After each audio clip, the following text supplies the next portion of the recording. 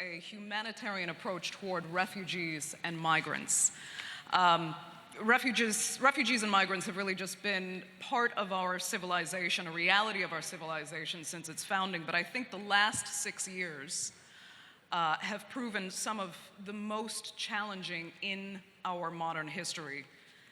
We've got a global population now that stands at almost 8 billion. We're stricken by numerous wars, by devastating economic crises, political crises where human rights violations rather, have driven millions to seek safety, and even a climate crisis now that is already displacing thousands and is expected to push millions of people out of their homes in the decades to come. So these multiple crises have exposed, quite honestly, a lot of things we didn't want to see in how we as human beings actually responded to the needs of others. We witnessed how easily our fellow man could really turn their backs, and how governments could try to evade even international law in order to avoid having to help others in need. We saw the world's richest and most developed countries finding themselves woefully underprepared to deal with the number of civilians fleeing war and crippling poverty.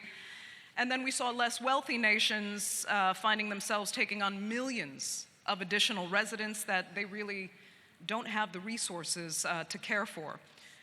Agreements were, of course, negotiated and signed to manage the crisis. Some of those agreements were respected, some not.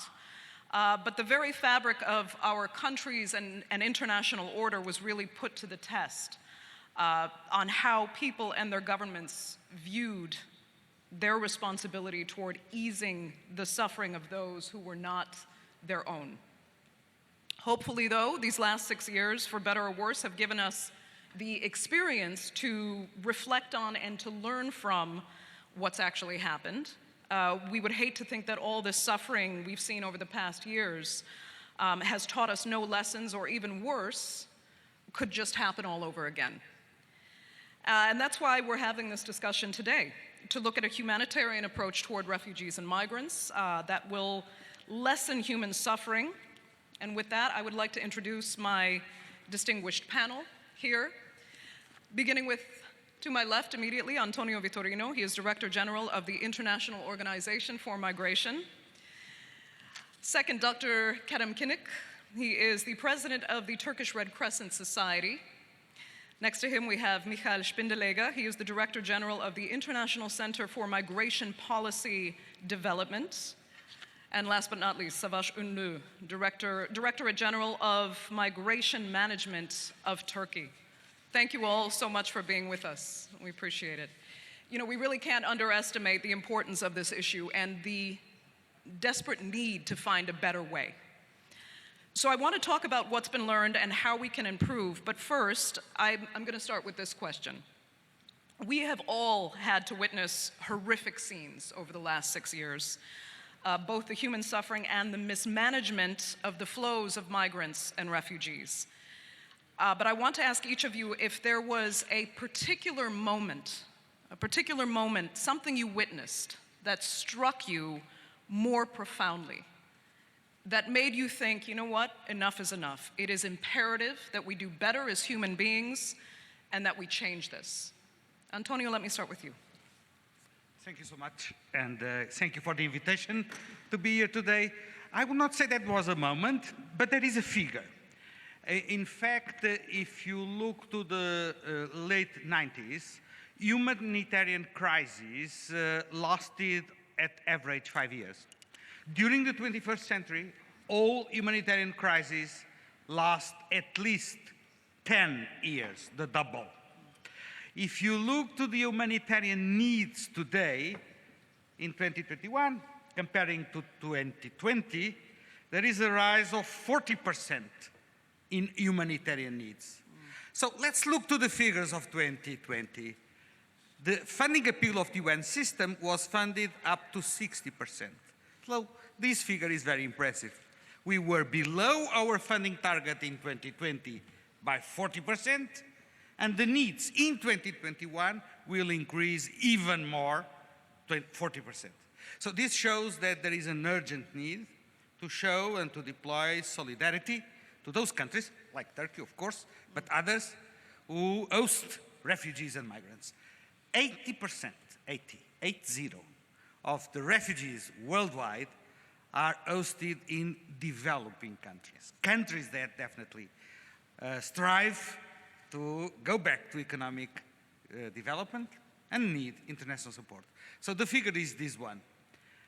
Millions of refugees, millions of people on the move, degradation of living conditions because also of the pandemic, and an unfair share of the burden. That's it. Okay, so the sheer numbers really are what struck you. I think the numbers are very impressive, to be honest. Fair enough. Okay, Kerem Kinnick, do you feel this? I mean, you work on the ground a lot. So you have to see the images that a lot of us filter through a television screen. You've had to be there in person to witness what has happened. Just anecdotally, personally, was there a time when you said, this can't be our reality right now as human beings? I met two girls in Gaza, Gaza Strip, in an orphanage center, which supported by Turkish Red Crescent Society, Al Amal Orphanage Center. And accompanied, two girls lost their parents and all these things. Where? In Syria. I met in Gaza. They lost their parents in Syria, Palestinian refugee camps of Yarmouk. During the attack on the Yarmouk camps from the Syrian regime by the barrel bombs and other destructive weapons. Why they were there? They were there because of they forced to leave their countries, Palestine, in 1970s, their grandparents. And they settled down Syria in Yarmouk camp to save their lives and with their hope to get back their homes, Palestine. But unfortunately, they spent more than 40 years there. These kids born as a refugee under the international protection in the Yarmouk camps, but after the attack on the Yarmouk camps, they lost their parents and they came to Turkey as accompanied minors, and some Palestinian people took them and sent to Gaza an orphanage center. This is very tragic, story, but no need to explain much international situation. Yes, there are 40 active armed conflicts. The international migrants reach to 281 million worldwide, and over 80 million forcibly displaced people we have. And many of them are living in neglected areas like Chad Lake Basin, 1.3 million people living in desert, or Uganda, or South Sudan, or other sub-Saharan countries, Tigray issues. So I personally witnessed, but I believe that many millions, they have this kind of bad stories. Absolutely. So again, you're struck by the sheer numbers, but you've also witnessed multiple generations of refugees and displacement in the same families. How do you not lose hope? Actually, we are human, mankind, and we have to survive on this earth together as 8 billion. And there are enough resources for all of us if we trade fairly, if we behave each other fairly, respectfully, and we have enough international mechanisms to implement trustable and fair politics, but we have to strengthen. For this, we are the humanitarian actors. We have to build up a wall to defend human dignity together by one voice, and we have to encourage international institutions, officials, to legislate more human-centric policies regarding refugees or other things, conflict resolution, peace building, and other things. But I have hope, and I want to believe the power of humanity. Yeah, and I think that's imperative. We have to, or else we can't move forward, particularly with this issue. So interesting, Michael Spindelegger, that Dr. Kinnock was saying there are enough resources for us all. And that, in a sense, you have to take inspiration from the suffering you've seen in order to do better. Do you have a particular story? I mean, I'd like to, as I said, I'd like to talk about the specific lessons learned from what we've witnessed, but do you have a specific story as well where you said, okay, this is the worst that I could have seen, and now I have a way to try and change this? It's an interesting question. Thank you very much, Andrea. Good morning, ladies and gentlemen.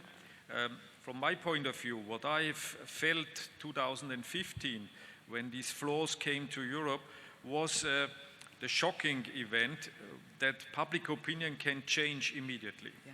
So this was really something that I have not expected in that way.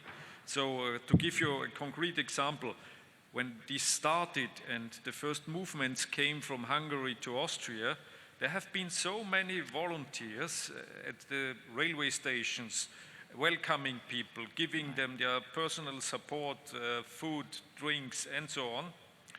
And this changed rapidly when people have seen via television that so many people were running over the border side. This was the shocking event for so many people in Austria.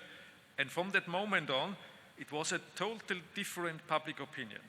And this is something where I could say, as a lessons learned, we have to look very carefully what is changing the mind of people and how does media influence this.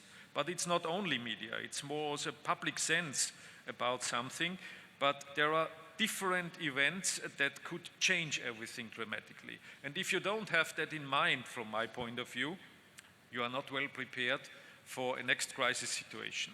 And that is something I have learned from that time, that you have to be very careful. Then you can't do anything with statements or measures just to change this public mind. Right. And this, I think, is still one of the reasons why you have so much skepticism all over the Central European countries about refugees. And yeah, this is something that you can't really change afterwards. So to be careful, to have the right communication in place is something you really have to prepare well, just to meet these challenges. I want to talk more about that, because it sounds so superficial to say this in the context of this human suffering that we've seen, but there is actually a public relations war to be fought in order to maintain the perception of doing the right thing and why that's more important than pushing people out and not allowing the public to perceive refugees and migrants as a threat to their own existence, but as something to welcome and to make us better as human beings if we foster their development and help them as well. I'll come back to them, but Savaş Ünlü, same question for you. Do tell me if there was a moment for you that changed what you thought should be the approach to refugees and migrants. Actually, as the DG of the Migration Agency hosting the largest refugee population in the country, I come across many times with striking events and incidents. But to be honest, none of them has changed our attitude, because our attitude or perception as a Turkish government and Turkish nation, since the very beginning of the Syrian crisis and for centuries, from a humanitarian perspective, we have always approached these issues from a humanitarian perspective. So therefore, all these incidents, the image of Aylan Kurdi on the Aegean shore. And the tear gases in the last year in Pazarkule cases, plastic bullets, all of them, the memory of all these incidents are still fresh. And I can give many more examples about similar cases. Yet the point is that all these events, issues, incidents, one more time showed us that what we are doing as Turkey, as Turkish government, as Turkish nation is correct steps, the steps taken in the right direction. Therefore, those things have not changed, or opinion or understanding, but just corroborates that our understanding or approaches are correct. Okay.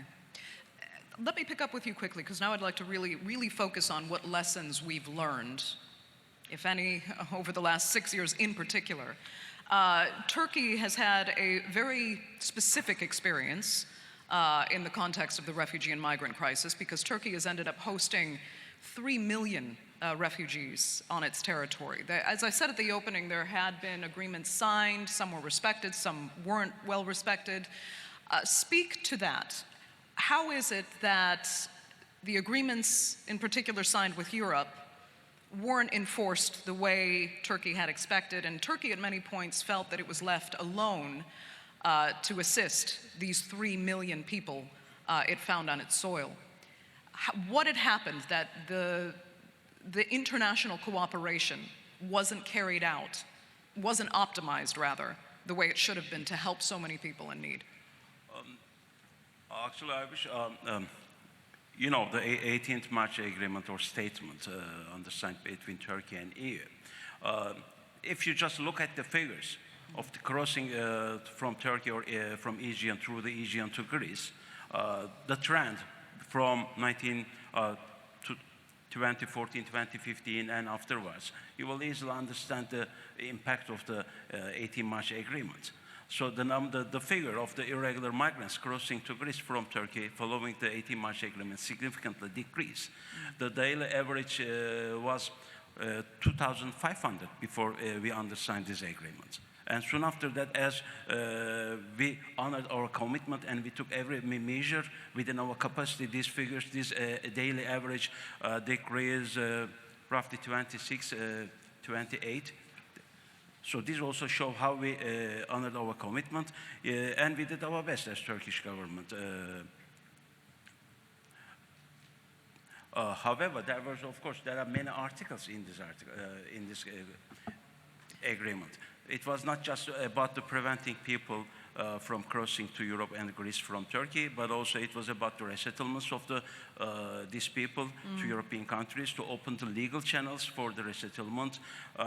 There are some other political issues such as visa liberation, etc. I prefer sticking to the technical level.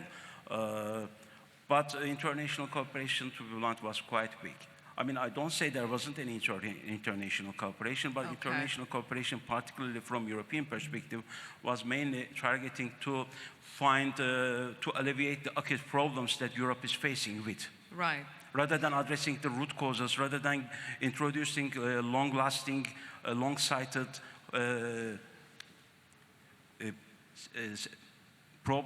long-lasting, bringing a long-lasting perspective, a strategic perspective, an holistic perspective. It was mainly aiming to alleviate the problems, acute problems. Okay. Actually, that's the main point why so far we haven't been able to achieve a durable solution. Okay. Michael Spindelegger, let me come back to you, because you had said that one of the key and most disturbing events I think you witnessed was this failure to keep the public mind working in the interest of helping. And in that, we did see a lot of those agreements fall apart, because suddenly the European public didn't want to meet quotas. They just didn't want this population of refugees and migrants coming into their country. There was suddenly this fear about that level of immigration. So if you go back and you reflect over those years, what do you think you could have done to actually fight that PR battle and make, in particular, I mean, you speaking in the Austrian context, what do you think could have kept the Austrian public convinced that we're doing the right thing by helping here and by allowing people in need to come to our country where we can help them and, in turn, build a stronger country for ourselves? I think we have to differ. The one thing is what has to be done from the content side. And I think lessons learned from the past is we know today you can't solve any problem on your own. You have to cooperate. You have to work with the countries of origin, transit and destination. And the best from our point of view is to work in the content of a migration flow that you are looking at with all the countries being involved. It's not just to find a solution on the global level or international conferences. You have to work concretely along a migration route with all the countries involved. And this was not happening because if you have a look to the past, also within Europe, many countries have neglected any problem solution because they were not affected. So when people arrived in Italy, nobody had a look how to solve it there because it was an issue for Italy. It was only the moment when people arrived from Italy, then in your own country, that something is happening. So I think this is not the right approach. Right. So you have to work together, you have to find a partnership where you really think what is the benefit for everybody and how do you define the common target. And I think this is now ongoing and this is a very good movement that we can see. The other part is how to convince public mind and how to find the right conversation, the right statements, how to get, of course, people along this line.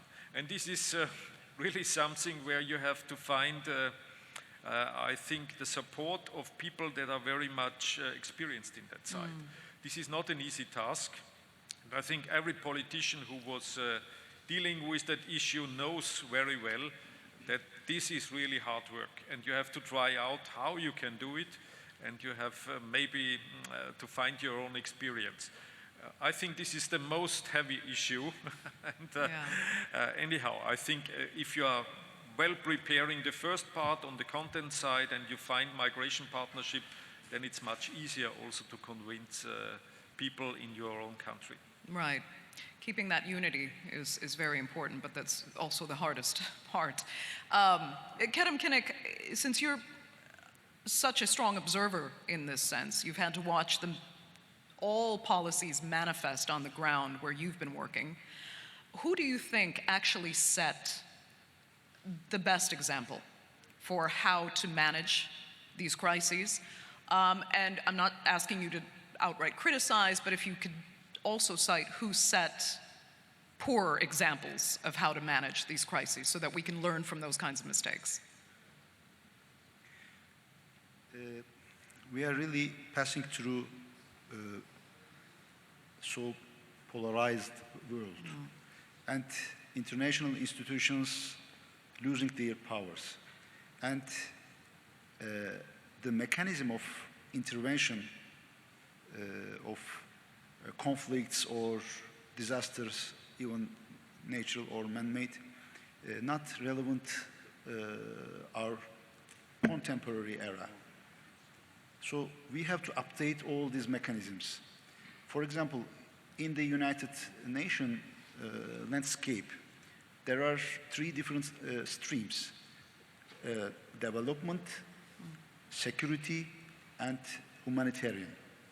So they are working separately. For example, only lifeline for the northern part of Syria is our custom gate of Reyhanlı, Hatay custom gate. And UN Security Council, just we are hearing, next month will gather and most probably legislate to close this gate for cross-border humanitarian affairs. So this is a kind of UN resolution.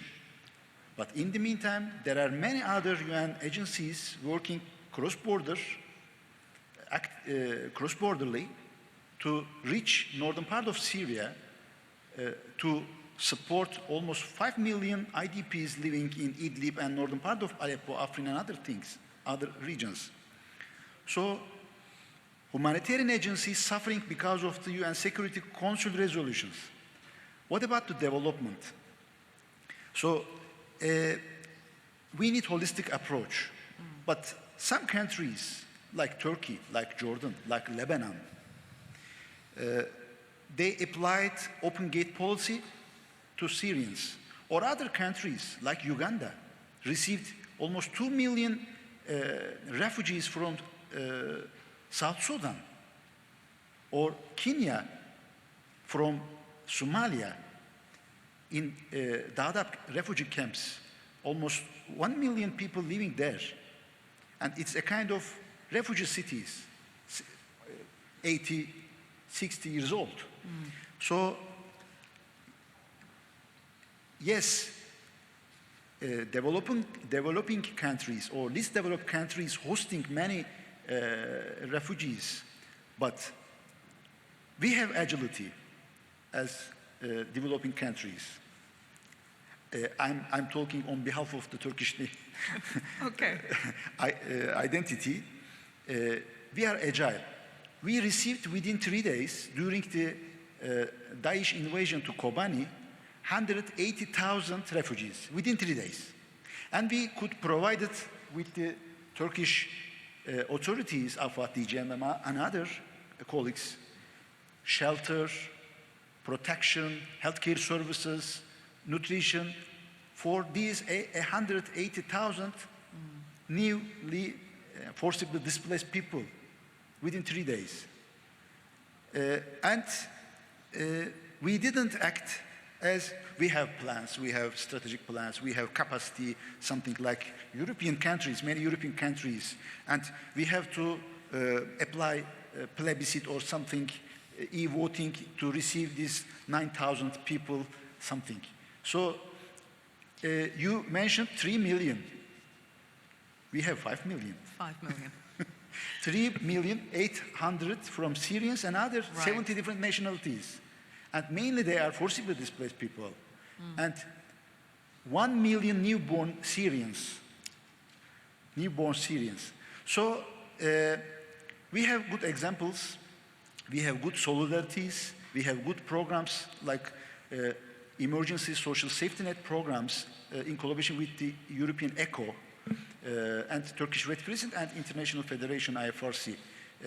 We are providing 2.4 million regularly cash assistance. We have psychosocial protection programs, child protection programs, livelihood programs in collaboration with our fraternal national societies or eminent international institutions.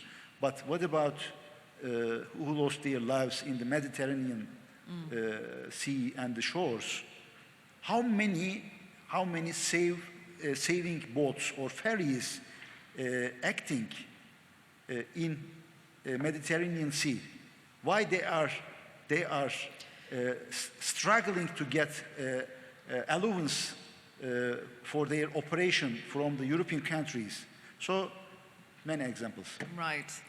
I was going to go back to something you said earlier, but I want to actually look closer at what you were just talking about and have Antonio address that, because that relates directly to the flow of particularly migrants trying to cross the Mediterranean, many coming out of Libya and other parts of North Africa. That is another, I mean, Kerem, much of what you were talking about was dealing with the refugees, particularly on the border of Turkey and Syria. Another massive problem that comes from an entirely different cause is the migrant issue, and what we're seeing, the horrific scenes we're seeing out of the Mediterranean, and boats that are not only not being attended to, but are being sent back to war zones and states where there is no effective government in power in many cases. They're absolutely exploited. The human rights violations, as we know, have been tremendous. What can be done to at least respect basic international law so that these migrants don't have to suffer and to have at least, as I said, their basic human rights protected as human beings?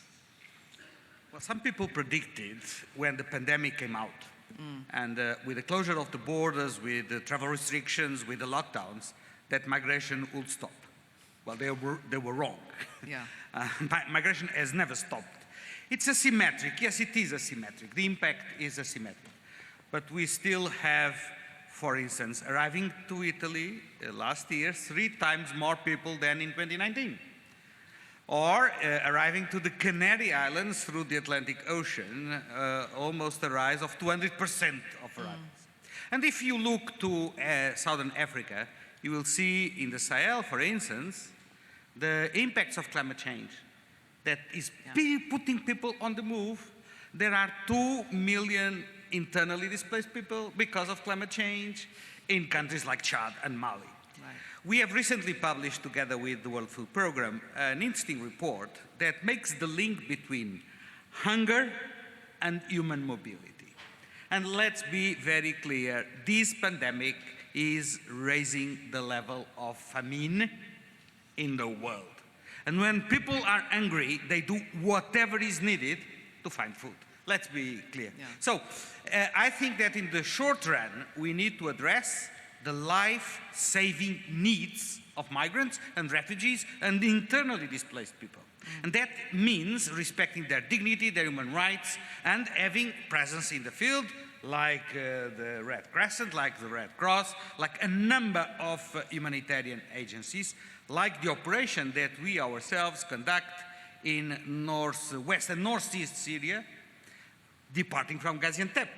And I fully subscribe the concern that it is absolutely necessary that the Security Council renovates and extends the resolution in the 10th of July for the cross-border operation on which depend almost 3 million people.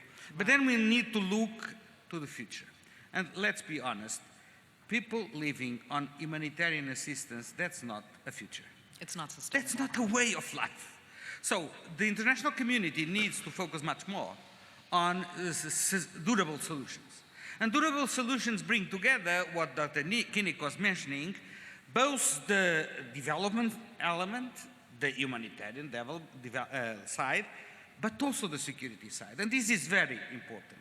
Because if you do not have an environment of security, development activities will not produce the results.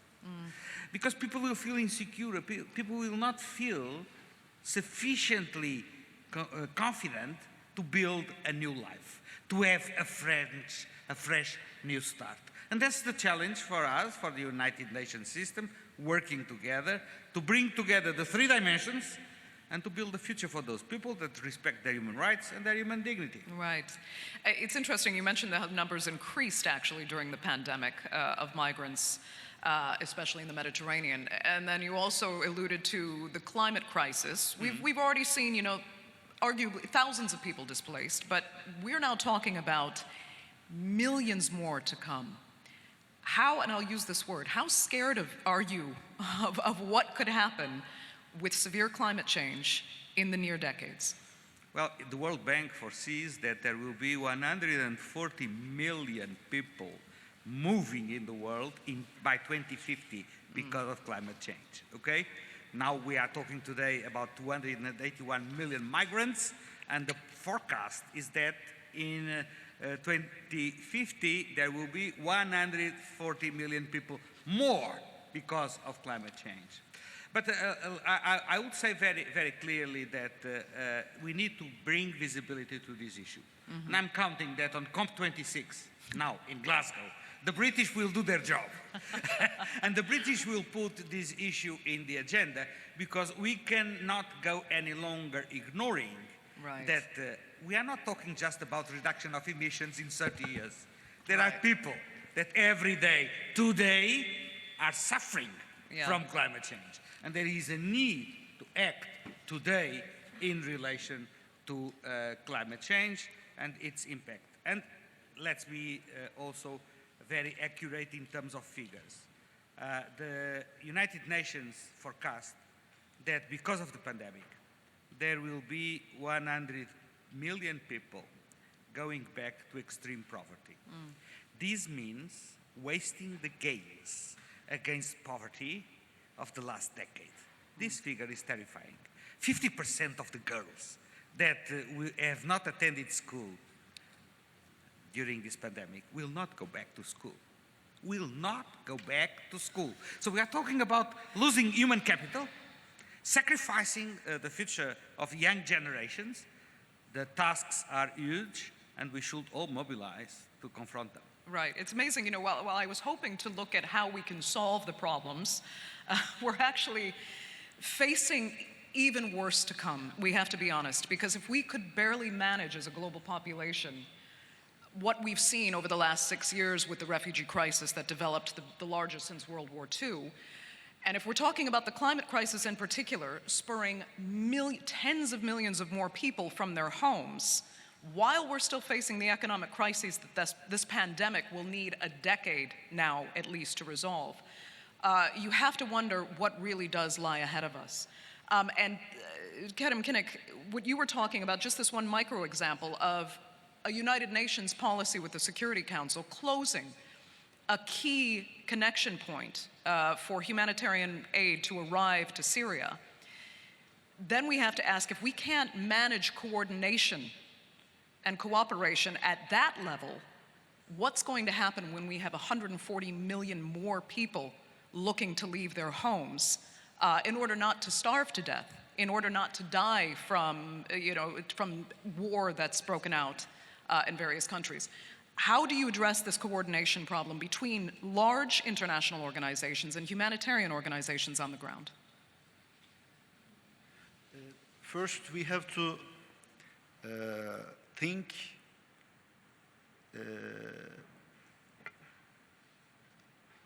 on behalf of the refugees, migrants, asylum seekers, and we have to look to the world from their own eyes. This is must. We need to legislate more human-centric policies. For example, you are a family living in Eastern Ghouta, and with your family in a midnight discussing to become a refugee. And father of family decides to move on, to leave their own countries, and leaving assets, leaving histories, leaving memories, leaving maybe dignities. So it is really difficult to leave your own history, leave your own country, Right. your motherland.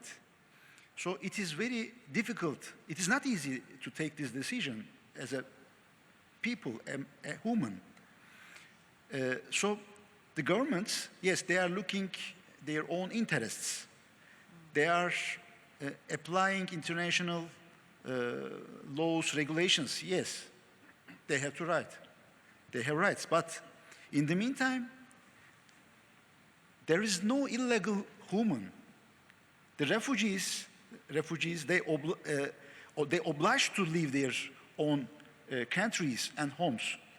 And we need international solidarity.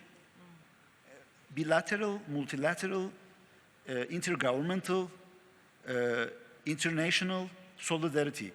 And not only the official institutions, private sector. What about the companies? What about the labor market? What about others? For example, yes, we are hosting 5 million people in Turkey. It means at least 2 million new job opportunities we have to create. In Kilis provinces, more than 120,000 people living in downtown as a temporarily protective status, but we have 90,000 citizens. Our citizens, minority in their own provinces. What about the utility services from the municipalities? The water, wastewater treatment, other things. So there are huge stress upon the host communities and host nations. In the meantime, yes, if the host community have to share their own resources with the refugees, Right. migrants. And so we need multidimensional and holistic policy and international solidarity. Yeah. Michael Spindelegger, you know, as Kerem was saying, I think we do have to recognize that the majority of these people, both migrants and refugees, they don't want to leave their homes. They are driven to become either displaced people or desperate migrants willing to risk their lives just to get to another country where they know they might not be openly accepted. But that's how desperate they are. You have to understand that this isn't, you know, just a fun choice they make. Let me go try a new life in Europe. They know this will come with immense challenges and actually with the risk of death in many cases. So, as Kerem was saying, let's look at the root causes again. And where is international policy failing on addressing the root causes of why, particularly migrants that aren't fleeing war, are forced to leave because that's how desperate their situation has become.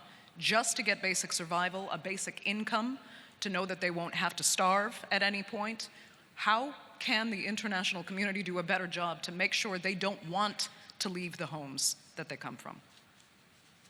Yeah, I think this is one of the visions we should have for the future, to change the system. The system now is you are leaving your home country, you are going somewhere to start your new life with a new job, with a good income, and to send back some money to your family. This is what is happening.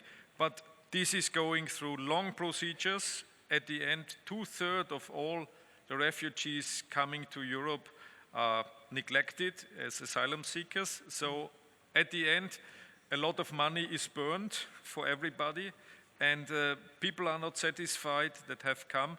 And also the host countries, of course, are struggling with a lot of pressures and a lot of money they have to spend. So what could be the change in the system?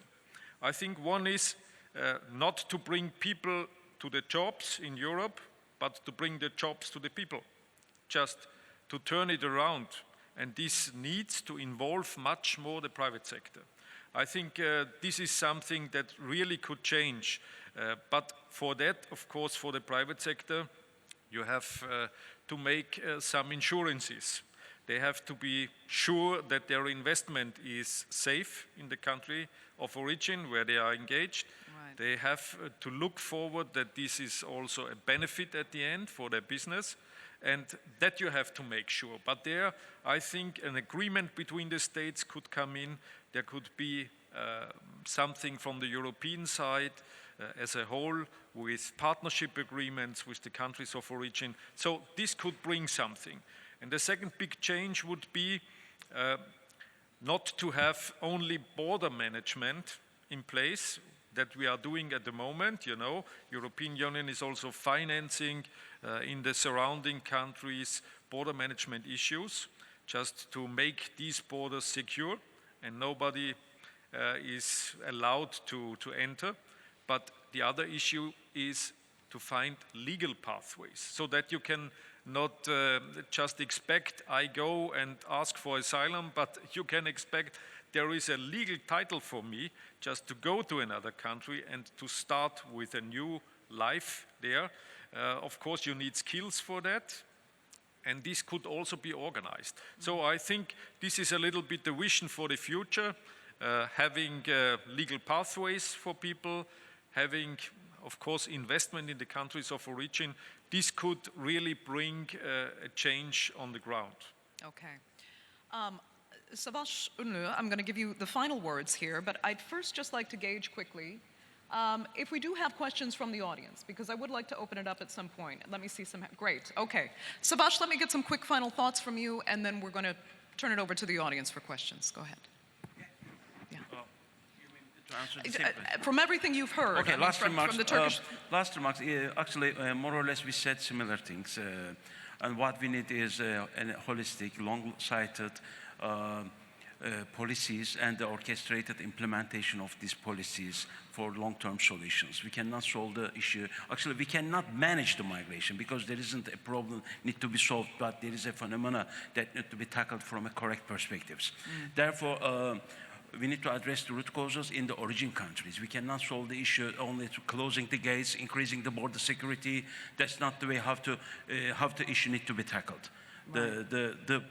The appropriate migration management should start at the origin countries, and it must include development policies, rural development policies in the origin countries, opening the legal channels and providing incentives for people who prefer using these legal channels rather than the irregular channels, and joint efforts, and stop externalizing the problem, because some first world countries prefer externalizing the problem, only think that they will be able to manage the crisis as long as they can keep the migrants out of their border. But in the long term, it won't be possible to stay immune to the issue if we cannot introduce this kind of long-sighted, holistic policies. Right. Okay. At this point, I'd like to turn it over to our audience. I was told someone would have a microphone, though I'm not quite. Is it up there? Yes. I saw a hand go up in the front right here, if we'd like to pass the microphone here. Or, since you're close by, stand up and I'll relay your question through, through the loudspeaker. Oh, okay, actually, I'm sorry. Someone has a microphone there. We'll start. Go ahead. Working? Yeah. Yes. First of all, I would like to say my thanks for your really amazing speech here. My question is going to come from the European Union part. And we know that there are so many important things like in 1955 Refugee Convention, and then we saw the Treaty of Rome, and after that European Union decided to create some European values in order to provide like peace, prosperity, equality, human dignity, and so on and so forth to the people who are coming to the EU. But when we see there is an outbreak of the Syrian war, there were really high number of the inflow to the European Union regarding the migrants, refugees, and asylum seekers. But at the end, what we saw, European Union, can we say that, couldn't handle with this issue, and they just tried to make kind of readmission agreements in order to push back to the migrants because of high number, and then they started to lose their values. Can we say that? And I just wanted to get the glance of Mr. Vitorino and Mr. Spinderegger regarding this issue. Thanks so much. It's very difficult to hear, but I think... Really?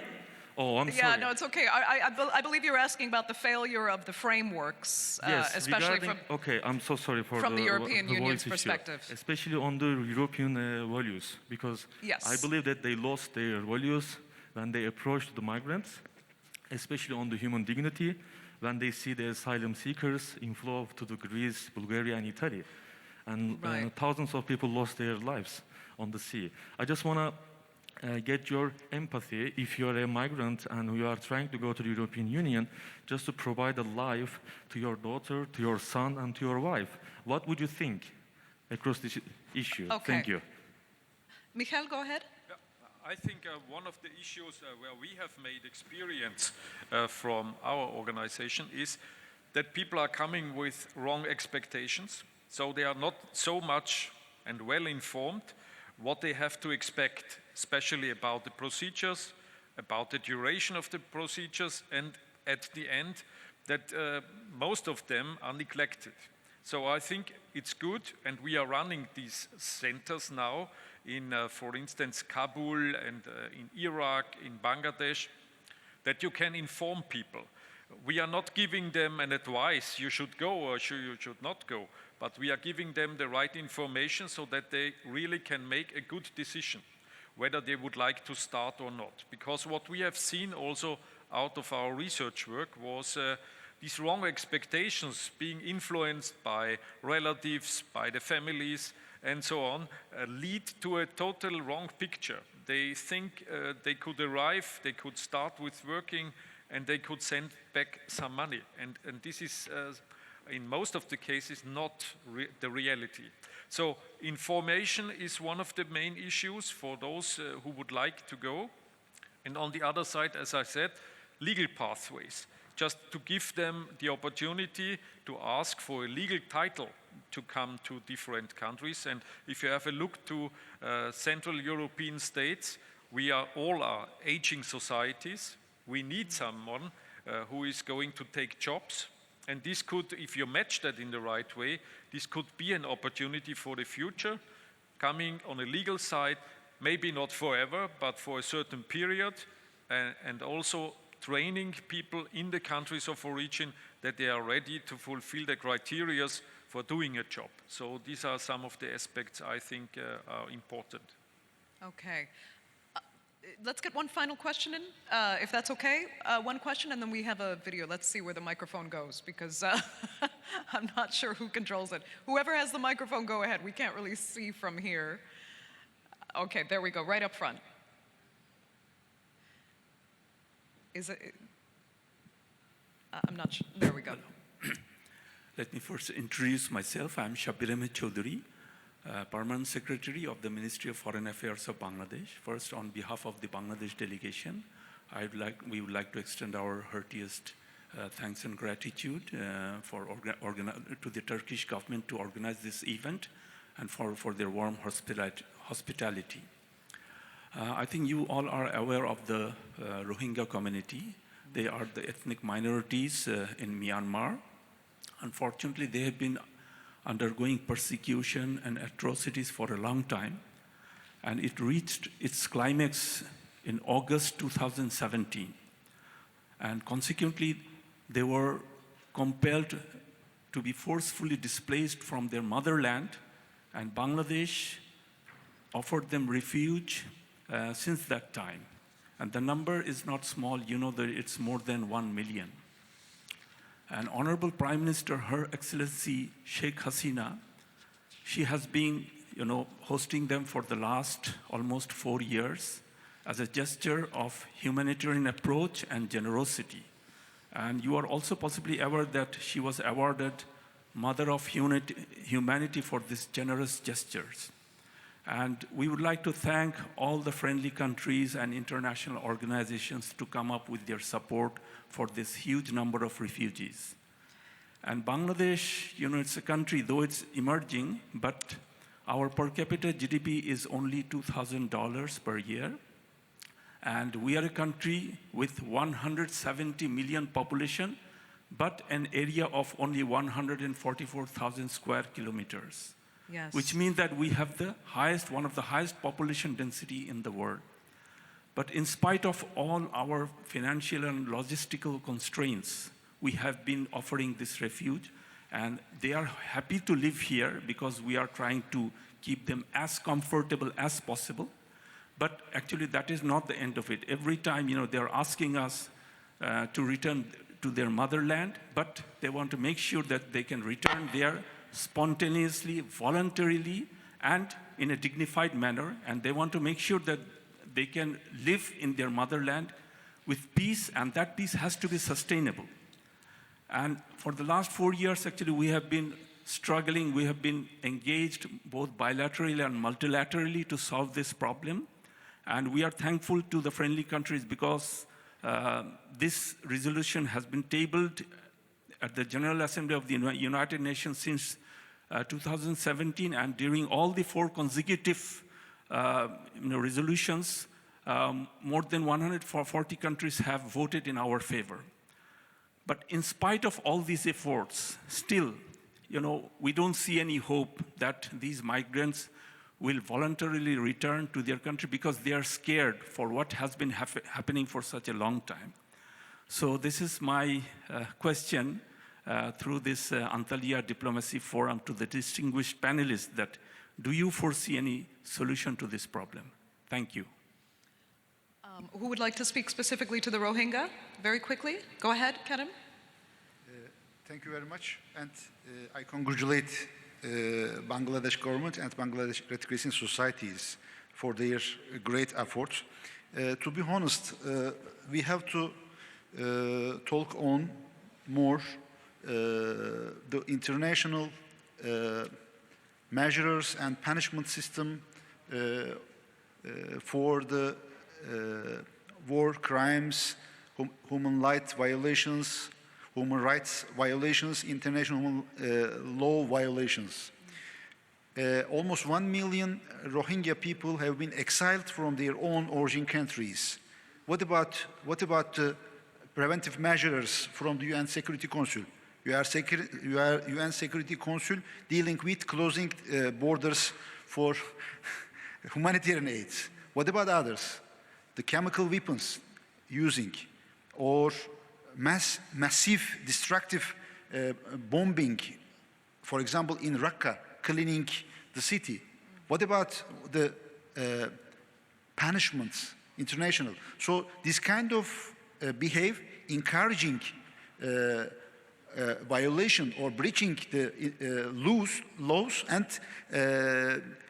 I hope if we become united as humanitarians, not only organizations, but scholars, individuals, also artists. So we have to speak out and we have to defend individual rights because they are human. Okay. Dr. Kinnick, we actually have a video to play. If you very quickly want to say something else. Just very quickly Yeah. on the Rohingya issue, because the UN system is very much present in Cox's Bazar, and we appreciate very much the support of the Bangladesh government.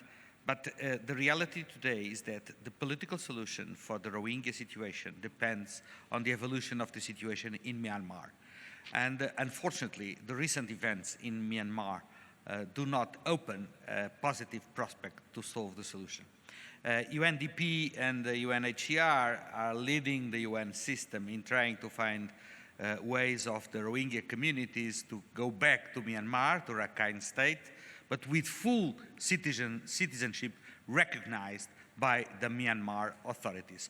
And at the current moment, after the junta grabbing power, the situation is very difficult. So I'm afraid we will have to go on counting with your generous support and our mobilization as international community to support the Bangladesh to welcome and host the Rohingyas. The good news is that there has been no new arrivals to Cox's Bazar.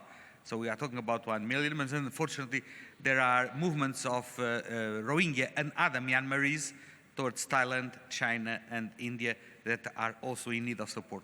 Right. Okay, Antonio Vitorino, I will have to give you the final word for this panel because we are actually over time. We do have one final video to play for our audience and our panel here. But for now, I'd like to thank all of my panelists so much for this very interesting discussion. Do stay with us for the next couple minutes while we play the video I've been told that we'll play. And really thank you, audience, as well, for participating and for joining us today. Thanks so much.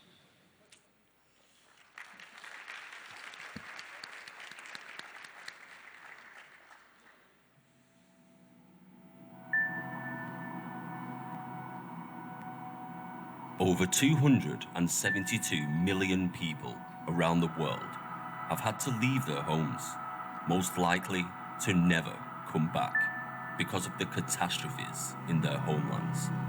The words refugee, immigrant, and asylum seeker may be words associated with numbers and statistics. Those who conform with these words are much more than that. People who have had a future and hope for life. Mustafa, Zella from Syria, Omer, and Shahad from Iraq, plus many others. A refugee is a human. Home is one of humans' basic rights. Home means trust. It protects. Home means family. Home is culture. Homeland is a bigger home. We had fields, we had a happy life, thank God. My father graduated from Baghdad University Law School. He worked as a lawyer. My mother went to agriculture school for her associate's degree, housewife.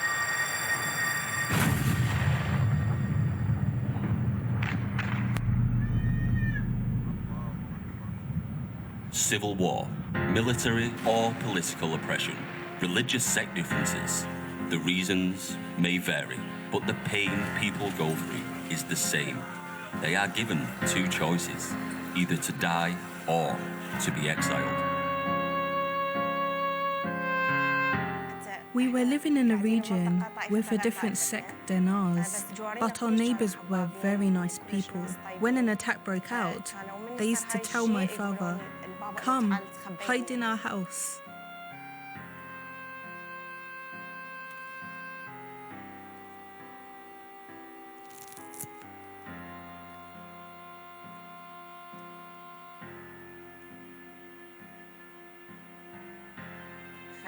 We had very hard times.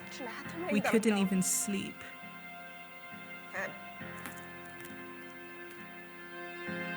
Mustafa is just 10 years old.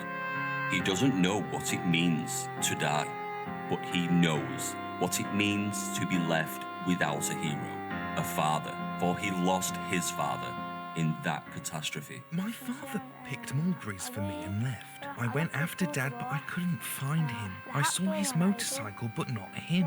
Then he took his motorcycle and left. I looked for him, but I couldn't find him. Then we heard he was killed by a cannonball.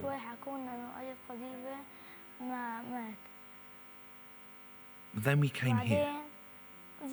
That's all.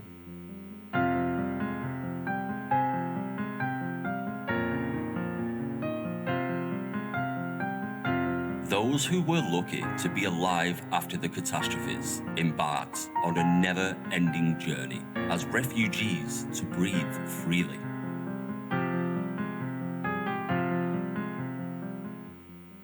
We are now refugees. The word refugee, before the revolution, we used to share to our Palestinian brothers and sisters. God is with us. He is the mighty one. We used to feel sad for refugees and pity them. We didn't have our ID cards or the passports. We suffered a lot on our way here. We had this little bag with the food for the kids. We had nothing else. Me, my grandma and my mum got all our stuff. We took our stuff and wanted to go because there were bombs in Syria. We came to Turkey so we can evade death. People who left their homes want to go back to their countries when things get back on track. I work as a construction engineer because I really want to help with the development of Iraq. I want to graduate high school, go to college, and be a doctor. When the war in Syria is over, I want to go back there and help people. Then, if I could serve my country, that would be great. Everyone who sought shelter in Turkey for their survival feels gratitude towards the hospitable Turkish people who open their doors for the downtrodden with all the help they can give. Turkish government aids Syrians in many ways. The hospitals, for example, they treat Syrians well. I have 2 handicapped kids. Turkish government acquired a medical treatment opportunity for them. We suffered a lot. That's why we left our country and came here. We came to our Turkish brothers and sisters. Thank God. And we thank our Turkish brothers and sisters. We thank President Erdogan.